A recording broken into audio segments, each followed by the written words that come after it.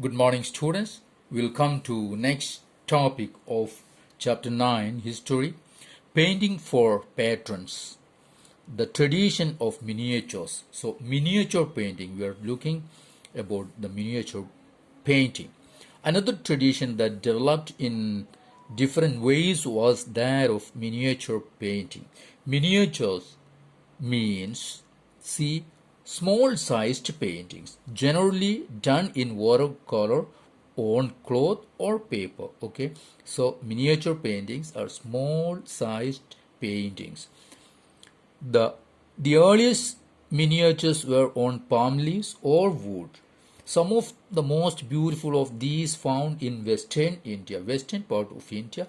These miniature paintings are seen were used to illustrate Jaina texts. So, western part of India, that means the in Maharashtra and some part of Gujarat, it is seen as the Jaina texts, the some of the incidents or texts of Jaina texts. Okay, the Mughal emperors Akbar, Jahangir, and Shah Jahan patronized highly skilled painters who primarily illustrated manuscripts containing historical accounts and poetry. Now, what happened? The Mughal emperors patronized some of these artists. These were generally painted in brilliant colors and portrayed court scenes. So now they started painting court scenes, okay? Scenes of battle or hunting and other aspects of social life, okay? These were some of the aspects they used to paint on. They were often exchanged as gifts and were viewed only by an exclusive few, the emperor and his close associates. That means ordinary people were not allowed to, or they were not getting chance to see these paintings. With the decline of the Mughal empire, many painters moved out to the courts of the emerging regional states. Okay, now once the Mughal empire declined, these painters went into other regional courts. As a result, Mughal artistic taste influenced the regional courts of the Deccan and Rajput courts of Rajasthan. Now, these painters moved to Deccan and Rajasthan. At the same time, they retained and developed their distinctive characteristics, but they didn't lose the characteristics of the paintings. Okay. Now, besides, themes from mythology and poetry were depicted at centers such as Mewar, Jodhpur, Bundi, Kota, and Kishanganj. Kishangarh. So in Rajasthan, mostly these um, painters they started painting mythology and poetry. Okay, that's earlier it was while they were in Mughal courts, they were doing the incidents or the court scenes and other things that the king emperors did they painted. Now it's changed. Another region that attracted miniature paintings was the Himalayan foothills around the modern day state of Himachal Pradesh. So Deccan, Rajasthan, and Himachal Pradesh. Now, how these painters reached Himachal Pradesh? By the late 17th century, this region had developed a bold and intense style of miniature painting called Basoli. Basoli style was developed where in Himachal Pradesh. Okay, the most popular text to be painted here was Banu Datta's Rasamanchari. Okay, Banu Datta painted a painting that's Rasamanchari. Now, I was asking you how these people reached the Himachal Pradesh or Himalayas. Nadir Shah's invasion and the conquest of Delhi in 1739 resulted in the migration of Mughal artists to the hills to escape the uncertainties of the plains. Okay, when Nadir Shah invaded and defeated Delhi, these painters left Delhi and reached where the Himachal, today's Himachal Pradesh. Now here they got some patterns. Okay, and there they started or founded an art school, that is Kangra School of Painting. Okay, by the mid 18th century, the Kangra artists developed a style which breathed a new spirit into miniature painting. The source of inspiration was the Vaishnavized traditions, soft colors including cool blues and greens, and a lyrical treatment of themes distinguished Kangra painting. So, Kangra paintings, now the other style in the we have seen the Basoli and now the Kangra style, that also in the Himachal Pradesh area, Himalayan areas. Okay, that's mostly they used the lyrical, or it was, this painting was mostly used as the Krishna Radha or that stories. Okay, now we have to think about whether ordinary people painted. See, ordinary women and men also did painting on pots, walls, floors, cloth, but works of art that have occasionally survived. It didn't survive because it was didn't preserve. Okay, now we will come to next topic, Bengal. So last part we saw the development of regional art painting. Now again, first we have seen language, Malayalam as the language developed. Now again one more language, that's Bengali in Bengal. The growth of a regional language. As we saw at the outset, we often tend to identify regions in terms of the language spoken by the people. So we assume that people in Bengal always spoke Bengali.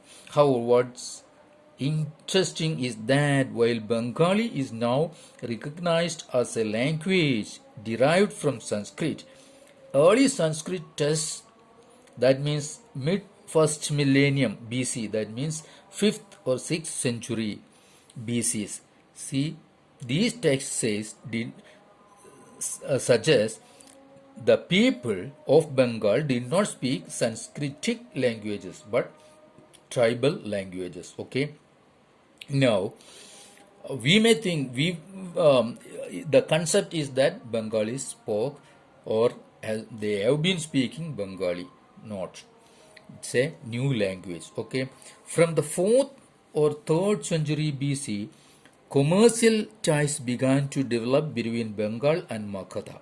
Okay, and Bengali is derived from Sanskrit, and Sanskrit was not in use in Bengal. Okay, now which may have led to the growing influence of Sanskrit where in Bengal. Okay, during the 4th century, the Gupta rulers established political control over North Bengal and began to settle Brahmanas in this area.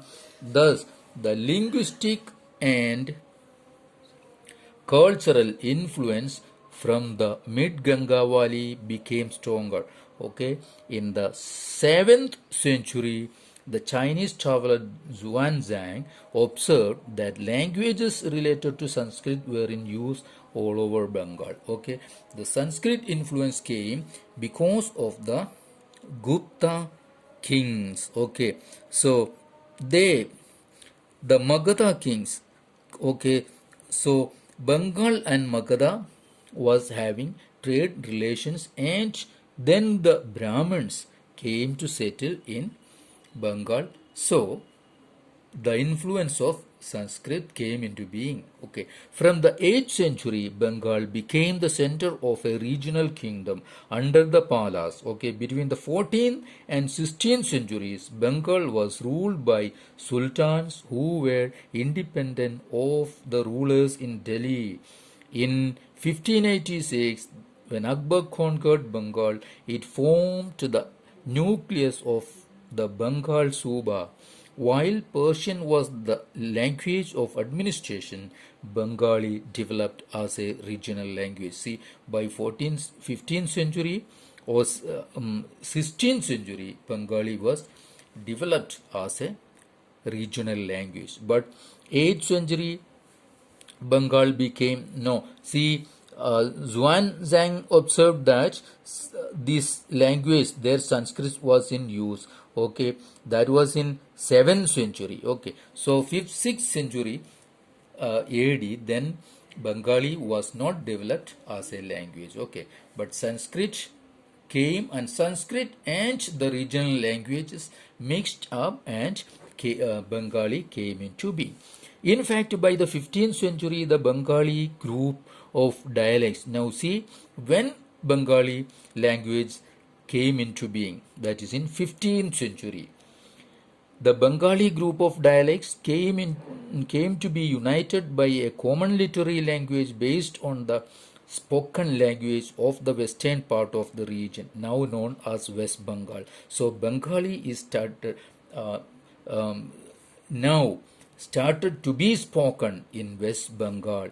Okay, thus although Bengali is derived from Sanskrit, it passed through several stages of evolution. So it came from derived from Sanskrit, but has seen many non-Sanskrit words derived from variety of sources of including tribal languages, Persian, European languages, and all these languages, words from these languages are part of modern Bengali. Early Bengali literature may be divided into two categories. If we look into the Bengali literature, there are two parts.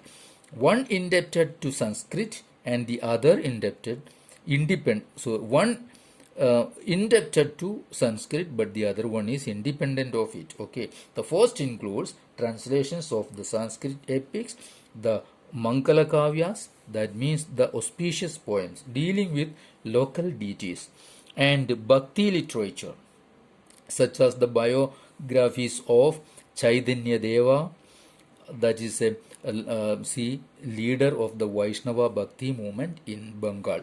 Okay, these were the first group. Then second includes Nath literature, such as the songs of Mainamati and Gopi Chandra, stories concerning the worship of Dharma Thakur, and fairy tales, folk tales, and ballads. These are the second, that has not much dependent on the Sanskrit literature or Sanskrit language. The texts belonging to the first category are easier to date, okay, as several manuscripts have been found indicating that they were composed between the late 15th and 18th centuries. Okay, so the first category means related to Sanskrit, those are preserved, but those belonging to the second category circulated orally. These were oral texts and cannot be precisely dated, okay, because they were orally circulated generation to generation. They were particularly popular in eastern Bengal, where the influence of Brahmanas was relatively weak, and eastern Bengal became other country, Bangladesh, and so that is not that much preserved and not in use, and we cannot have that today.